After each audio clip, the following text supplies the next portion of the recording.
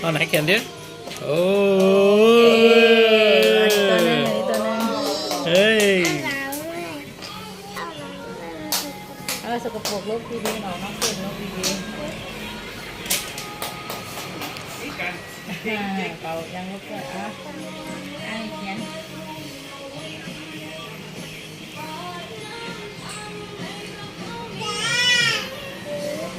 โอ้ปมมือแล้วผักหวานปมมือแล้วลูก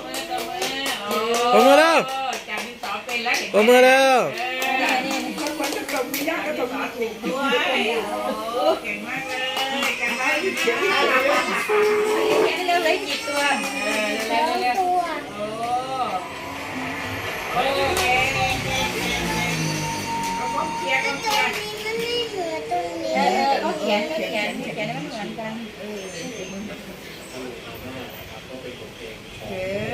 การบ้านจริงจังเลยไม่หัวล้อหรอกย่าไม่ได้หัวเราะไม่ได้หัวยากว่าจริงจังเลยเอาดูต้องดูซึ่งเราไม่รู้ว่าโอ้โหได้ใส่อีกตัวนึงได้อีก6 ตัวก็เสร็จแล้วแทนใจอันนี้ต้นหัวก็จากใครหลายๆคนนะคะที่มาสู้ชีวิตที่โอ้โหมันเจ๋งอย่างนี้เลยโรงเรียนอะไรเนี่ยโอ้โหเช่นเดียวกันโรงเรียนอะไรกัน อันนี้เห็นแล้วโรงเรียนเขื่อนสุขแล้วก็กระดูกตรงนี้ออกมา